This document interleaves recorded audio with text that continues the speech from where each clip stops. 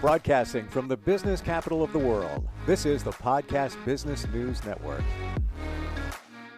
Where do you feel this guy's energy? Incredible. And anytime we have somebody who has psychic ability on the show, I have to have him on. can't deny it. He is a psychic intuitive, a life coach, an alchemist, so much more. We're going to learn about him right now. Joe Locastro joins us on the program. Hey, Joe, how's it going? Steve, what's going on, man? Thanks for having me. Yeah, good to have you here. And like you do so much. Even I just learned seconds before we jumped in here, chef, also a chef. Like you mix it all together. Yeah. It's an interesting story. Chef professionally. I took a step back as I pursued my dreams. And over the time, it went into spirituality due to soul awakening and all the fun stuff. But yeah, I developed it more, and it got to the point where I don't like clairvoyant titles, but I got to the point where, okay, how many titles? I don't want to have all these things. I'm not a Reiki master, but how can I explain to individuals who know or not know? And so I made it as simple as that so far, fun way of expressing too. And what I'm thinking of right now, I know a guy who's a DJ, like a traditional spinner, and he's a chef. He calls himself DJ Chef. So he actually does, he goes to parties and things like that. And he's a DJ, but he's also cooking at the same time. I don't know if there's, a connection there for you. Be kind of weird though. Here you are, cooking up something in a skillet and delivering readings at the same time. It's hilarious because I've been told so many times you should be doing readings and cooking. And I was like, yeah. And then who's going to do the editing on the film? And who's going to do this? And I said, you can do that, but it's a lot. But one day it will happen because everyone has brought that up. Psychic chef. Tell me about your psychic ability. Now we can say psychic medium. Do you connect with people that have passed over to the other side? So to be honest with you, more so recently I have, and I didn't like doing it in the beginning. I work with my spiritual guides all the time. I reference myself as a multidimensional being. So I have clients that have galactic stuff, so there's different variations. Mainly, I work with my spirit guides from my practices and what I've experienced. But when it comes to mediumship, it's coming in more. And I didn't like it at first because I felt sensitive it felt like being in fifth gear, cruising. And then all of a sudden, mediumship with spirits and ancestors of friends and family would be third gear. And it's like, it's more energy. But now I kind of got tricked. My spirit guides are funny. I looked back and went, I just did 3 readings, on an app and talking to people. I went, I just did mediumship. And so I had to learn how to lean into it and trust it and let it flow. And it's been shocking me more and more. I'm grateful. So, yeah. Tell me about spirit guides. I hear that term used a lot with people that do what you do. And I try to get my arms around it. Are these archangels? Are these people on the other side that you're connected to that help bring you messages? How would you describe it? So I describe it and this is all what I've learned through my own experiences and whatnot, but we're light beings, right? So the light comes through our body straight down, and then there's the human body, which is left to right. And then the soul comes in. And no matter what, our ancestors, we wouldn't be here without them. So they come first on that level. The next is spirit guides. They come in with you to assist you. They're God-given or soul source reader. And spirit guides aren't per se your family and friends. Those in spirit, they still help, but they're a different dimension. And spirit guides have knowledge, and they're also historic in different places. So they have this light knowledge that they're specifically helping you with, and also bringing forward your gifts, abilities, and different formations. And then later on, it gets into maybe angelic and galactic. But to me, archangels are a whole separate thing. For me, also, I practice Santeria, which is an Afro-Cuban religion. And so there's the Orishas. And I don't even want to use the term religion, but those are also separate per se. It's a whole separate thing. But I look at it as a light. And for me, I learned over time too, I'm connected to Archangel Michael. And so I look at it as like a big beam of light with different strands in it and different levels of vibration. When you say Santeria, of course, I think of the song. You know what's funny is my go-to karaoke song is that, but I do practice Santa. So it's like that little lyrics are, I don't practice Santeria, ain't got no crystal ball. Yeah. Yeah, but you know what? On the plus side for that song, which hard to believe how old it is, like 90s. It opened people's eyes to just that, because when they heard it, like, I think I know that. Is that bad stuff, Santeria? How would you Mhm. how would you define it? For somebody Well, that's not really sure. it's a very great question, because I tell everyone all the time when I reference or explain in my readings or sessions, is that there's always good and bad in everything. And to be honest with you, even Mm, sometimes people with their intentions, and you hear stories, and I've had my own experiences through things, but it's the unseen or the unknown. So when someone doesn't know, it's quick to judge, and they go right into not understanding or wanting to. So, and that goes in different waves and perspective, but it is not, at the core of it is not bad at all. It is a beautiful religion, to be honest with you. And religion is not the word I want to use, belief, because the truth mm, is, I've when I was younger, in my heart, I remember talking to God at 12. I don't know what I said, God, I don't know what faith I'm supposed to be in, but I want to help people. And later on, I didn't know the name of it, but I knew. And I met someone that said, you're going to be on my side of the bench. It was my godfather, and he wanted to make sure and see why. And I got into it. I loved it. And there was certain things that played out where what happens is there's music, there's certain events, and the orishas can come through and initiate, like they're what they call is crowned or initiated.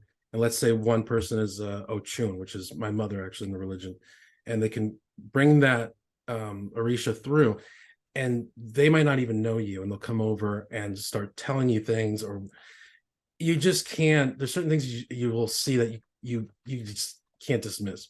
And that's where it started with this whole spiritual practice besides my awakening. And I it's part of me, and everyone has different mm. beliefs, so I'm not pushing that on anyone.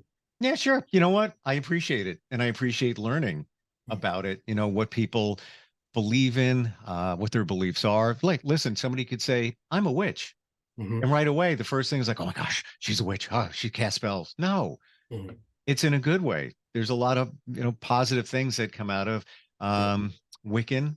mhm. I don't know a lot about it, but I'm open to hearing about it. I want to learn about it. I think it's interesting. The truth is, even, and it's all learning. For me, it was learning in different levels. There's people who will uh, send energy back, or they think they're defending, and there's different intentions to things. So when you get to a peaceful place, and it's really about your intention, and just like you said, there's other people, even spirit guides, right? And this is a part of the aspect of the combination. There's a spiritismo, which is from Allan Kardec, and it was adopted more in the Hispanic culture. And it's a combination with the religion, because they say and talk about how they want to make sure everything is good with your Eglin or spirits, your ancestors, your guides, the dead, because before you move forward, which is they're the main ones, the first level, you can't move forward correctly. They want you to keep moving forward in life correctly. So it starts with your guides, your ancestors, and then moving forward, it goes into the orishas and so on, and learning.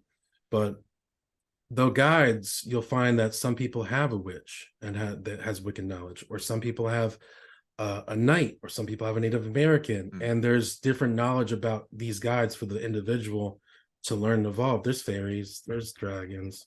I didn't want a fairy, and then I got one, but I'm grateful. And what do you do with that? I don't know everything, to be honest with you, and that was the one thing I didn't want a fairy, because there's things that they take and they want to mess around with you, and I already had this so much. And then one day I needed help from a friend, and he put me in meditation. I was like, all right, and a fairy showed up, started talking to me, and I went, oh, okay, all right. I can't, what am I gonna say? No, leave me alone. Right. But it's all learning. There's guides that I've had that will show up later on to bring forward more about who they are. And it's about timing. It's like receiving a gift, going, thank you. And then later on you went, wow, that gift was actually meant for all this other stuff. And it means this, it means this. So Yeah. a lot of things. Yeah. And I think that's why a lot of people aren't seeing things around them because they're not open to it. But this, whatever you see, whatever sign, symbol, whatever you get, could mean all this over here. But unless you connect it, I want to tell everybody, if you want to connect with us, 631-319-6275, or you can reach us instantfeedbacksteve@gmail.com. I think we have somebody there. Hello. Hello. Hi, who's this? Hey, my name is Sabrina. Sabrina checks in from Orlando, Florida, and we're talking with Joe, a millennial's third eye. You got a question for him? Yes, yes, yes. I've been going through this a lot with my partner, and Mhm. I was wondering, like, can spiritual guidance help with that? Like, is because I know you can go to like therapists and couples therapy, but I was trying to find like just a different approach Mhm. to like trying to fix our relationship.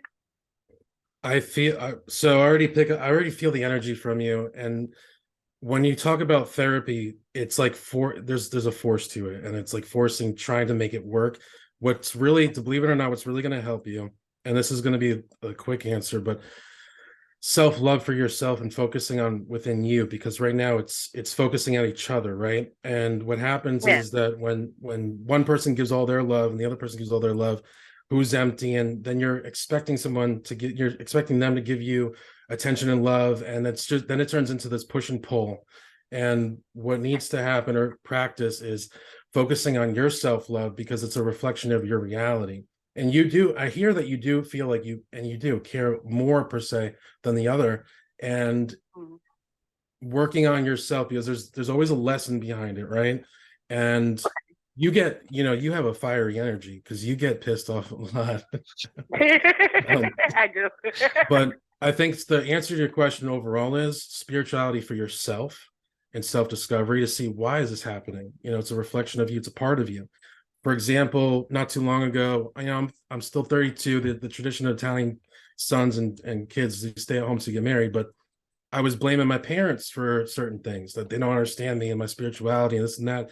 I really found out that I was lacking their validation, but I needed to validate myself. And then it's a challenge, but then I started to feel more comfortable and being able to be free to be my authentic self. So loving yourself, learning more, and you're going to see that instead of the push and pull. Try to also do one more thing. Mhm. Put glasses of water either by the front door. I recommend four corners of the Okay. home, because I'm hearing it needs to be cooled down at home, because you guys are at it. Like, Yeah. Mm. We are. mhm. Um, and so the spiritual guidance help with forgiveness. That was like my other question I wanted to know. Now I'm not bad mouthing any other spiritual people out there. Number one, I recommend is finding someone that can either assist you or help you. At Okay. first, doing it yourself, I'm not saying you can or can't.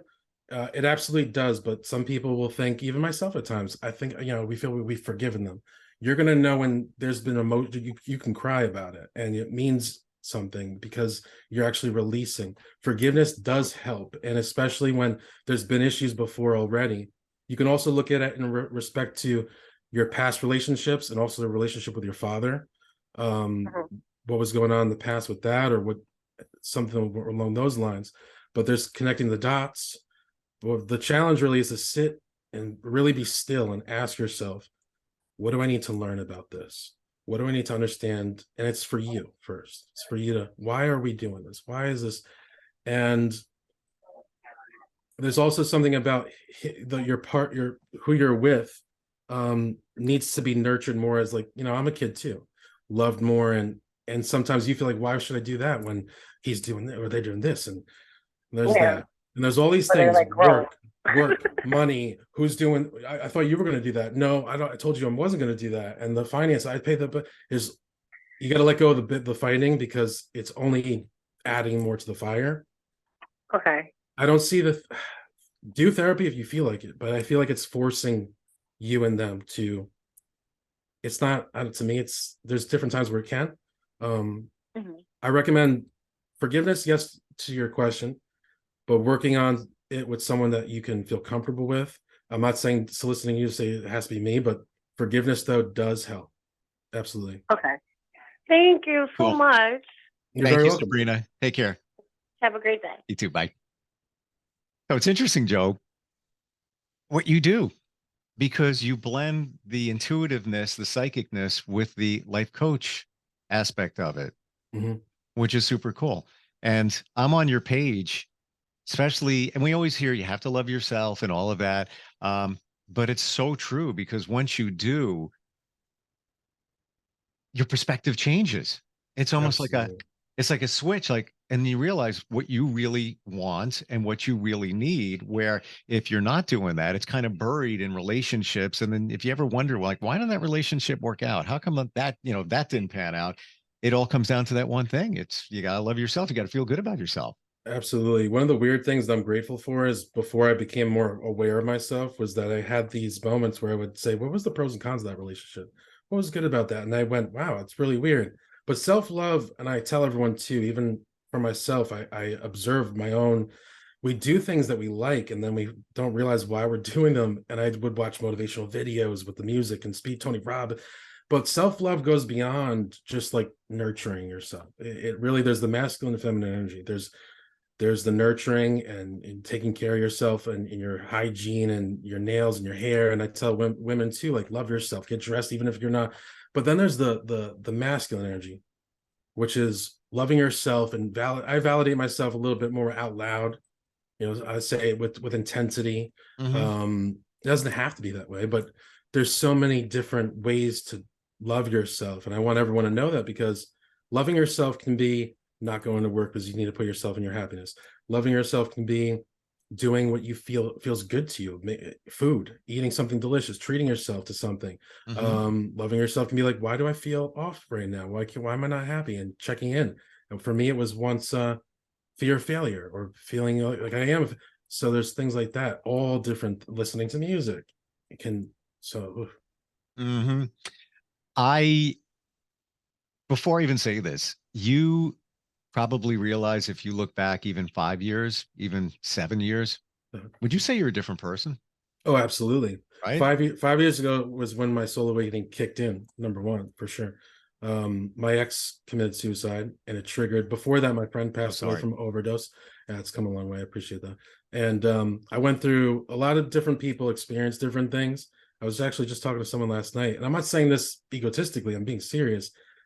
I went through a lot of events spiritually that it was like months and then breaks in years. It was a lot of different things. Most of it was the common numbers, the angel numbers, but it's not, I don't have the answers to everything, but there was galactic stuff. It freaked me out. I saw spaceships. I had.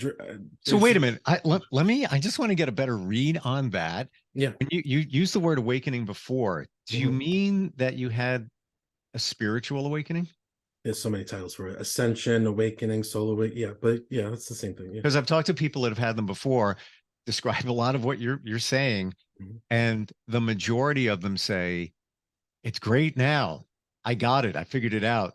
But going through it was not easy. It was just a roller coaster ride you don't want to be on. The lights go off, they come on. And some people have told me, in their lives, it took like 1.5 years of them going through all this craziness, if you want to call it that. I'm not gonna lie, maybe like a couple months ago, because you still learn. And I felt like I wasn't progressing. I was in my room. I was like, and I actually cried. I was like, I don't regret it, but I thought, man, what if I didn't experience this? Because I was just so upset. I felt like I was hitting a wall. But you will still go through. But the events that I went through the first 2 years were intense. I remember one person said, I think you're being fast tracked. That was the simplest way of putting it, because angel numbers and all that was the fun part. What is this?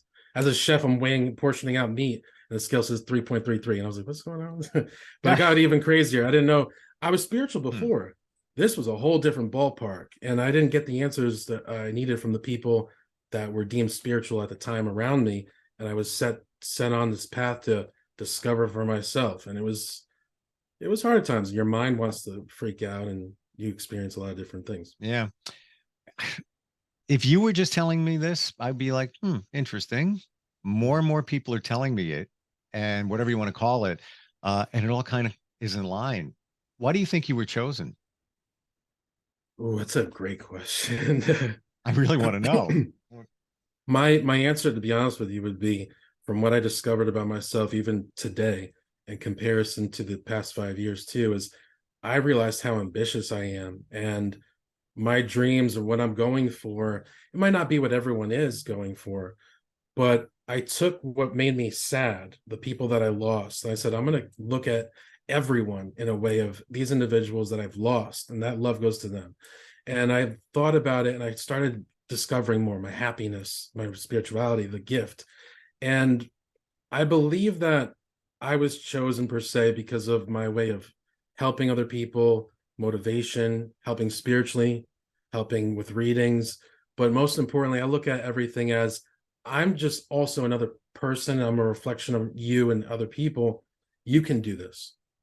You can make this happen. If I've been through this, you can also achieve it. And I can't say and teach or help if I know if I didn't experience that, if I didn't conquer it. And I'm that individual where some people can judge and look at what happened to Joe. Like, he's losing his mind. I had to let go of that. And quickly you can go, Joe, why aren't you doing the typical job? Why aren't you doing this? Because I keep believing, listening to music, reading. There's so many aspects. And I hope that's my answer in a nutshell. I'm not going to stop either. Yeah. Well, you know what it is? It's something inside of you. And many of us don't realize it, where what we have inside of us needs to be aligned with everything around us. And when it's not, you're off. Like something is just not right. How come this doesn't feel right? And people can't figure it out. It's because you're not doing what you were chosen to do, or what your talents are. Mm-hmm. I think you figured that out. Next step is got to figure out how to even, get to more people, and just what we did with Sabrina. I mean, great advice. Got to ask you though, the water thing. Tell me about that. So there's so many different things with water.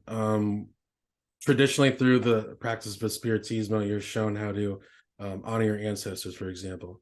And there's certain numbers of glasses. They call it a boveda, where it's a mausoleum per se, but it's glasses of water and a candle, and it's marked in the corner on the floor.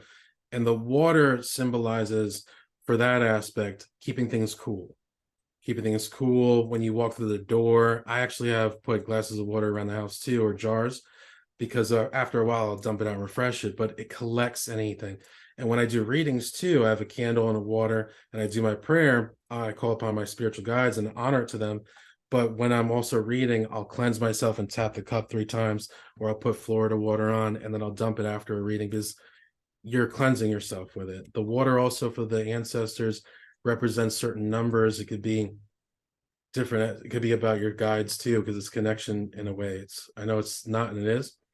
So for example, let's say they call it a fuente, which is a fountain. I'm Italian. I actually know more Spanish than Italian. It's a sad thing, but this is the same thing. But let's say a Native American, you've got a Native American guide, and one represents that hypothetically. And so it's a fountain of Native Americans, but yours is represented. So there's more than just that. And they're all, let's say 3, 6, or 3, 7, or 9 glasses, and they're still all around each other or in a certain shape or direction. I don't know all of them, but it still will represent the combination of coming together. There's a lot of different things, but mainly I look at it as cleansing, cool, calm. You can put water under your bed, cold ice water, if you have a hard time sleeping, and under your bed or next to your bed, to bring that energy calm down. So this is going to sound ridiculous, but as we're talking about the water, I'm thinking, wait a minute, I have that because I have cats and a dog. But then I think deeper into it, the intention is not for what we're talking about. It's to hydrate them. So I believe that would be the difference. You know what I'm saying? Like that, the bowls are already out. I got the water out. Does that serve, in that room, that purpose? But I guess it wouldn't, because it's about intention. I'm not gonna lie. I think my dog did drink. My great grandmother, she died at 102. She accidentally drank that water once, and I'm not saying this can happen to everyone, but she was in her 90s or hundreds, and she started hallucinating, and she went to the guest room that she sleeps in or slept in and started packing. And we were like, what are you doing? She's like, I gotta pack. There's a person that needs to take the room over. So I don't know if it was the water thing, but I wouldn't worry so much about it. Sometimes what they say in a spiritual mass, when they're doing what they call misa, not to have an open water container, because the energy that's working. So if you have a drink, that it has to have a cap on it, so that way it's not going to influence. There's a lot of stuff with water. They work with spirits that are negative, and when the negative spirit comes in, if you had that needed to be removed and it was there, the spirit will be brought in through someone, and they'll grab it and they'll say, where did you come from? Why are you here? And they ask for forgiveness. And so they start cleansing the person and removing the energy, and they tap it into a bowl. And there's a lot with water. I know it sounds weird to people who don't know, but there's a lot of experience where it's really beautiful. Oh, I get it. I know a guy that blesses his water, and he'll Ooh. take a glass of water, even bottled water, puts his hand above it, just like a couple of inches, and just says, "I honor the space in which you exist." He says it, I think, 3 times. And he says, if you do that, you can actually feel the heat going into the water. And he also says, and I've done this, and I don't want my mind to think it because he's saying it, but he says the water tastes better. It has a totally different property after it gets blessed. I don't know. Try it. I honor the space in which you exist. He calls I believe himself- it. You want to hear a funny story? You're gonna crack up. As a chef, I was by myself one day in the kitchen, and I was sending a dish out by myself, and I actually ran a coleslaw, which is you shouldn't do as a chef. But I said, you know what? I'm learning about intentions, so I had to mix it up real quick, and I said, by myself, you're gonna love this coleslaw. You're gonna want the recipe for it. It's just so amazing. And so what do I do next? Send it out and forget it. And I forgot about it. Waitress came back later, said, "Is everything okay?" She had the cup. Yeah, they want to know what the recipe is for the coleslaw. I was like, oh my God. I believe it. I believe it. Yeah, we got to set the intentions more often. I don't think we do it enough. No, I'm even for your day. Yeah, Mhm. like first thing in the day, set the intention. This is going to be a good day. I got this going on. I got that going on. Even if it's the littlest things that are happening, but if you take them and kind of blow them up, that they're really super cool, it's just more positive vibes going with your intention. We're just about out of time. Wow. Yeah, right. That was fun. Yeah, definitely. And learning a lot too. If somebody wants to reach out to you, I know that you're multifaceted when it comes to life coaching, the mediumship, and more. Just go to your website, best way. So you can go to my website, amillennialsthirdeye.com. And also I do a lot of things on Facebook, believe it or not. Look up Amillennials Third Eye, or put facebook.com/Amillennials 2.0. Because I actually had a page before with 6,000 followers and deleted it.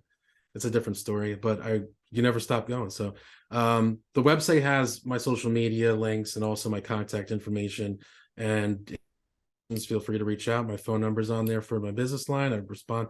I love hearing from people. I make friends all the time. So yeah, I'm glad we connected. It's like super cool. Your energy, again, it's just like amazing. I look forward to learning more. And it's funny you say more Spanish than Italian. yeah. My friend is Italian, and his name is Joe Costa, and he says the same exact thing. It's like he knows Spanish, but no real Italian whatsoever. By the way, I don't cook, so I totally respect. Although I will say, in my journey, as I learn more, call it self-love and things like that, I'm starting to cook a little bit more. I really like it. I gotta say, it's actually now I get it. Now I get why people say that it's very relaxing and gratifying. And that's a little bit past making an English muffin. I got to learn a little bit more than that, but it's all good. I think it's a read you, man. I want to read you. All right. Oh, you know what? There's always next time. Amillennialsthirdeye.com is the website. And Joe, great having you on today. Thank you. It was a pleasure, and it was fun connecting with you, man. Appreciate it. You too. Yep. We'll talk soon. We'll be right back. Are you looking for even more of the podcasts and hosts that you love? The Podcast Business News Network is proud to announce that you now have even more ways to listen live. Check out the MyTuner Radio, online radio box, and Simple Radio apps on iOS and Android, or find us online. Search for Business News Network on mytuner-radio.com, or search Podcast Business News Network on streama.com and onlineradiobox.com/US. Take your podcast on the go and don't miss a minute of the action.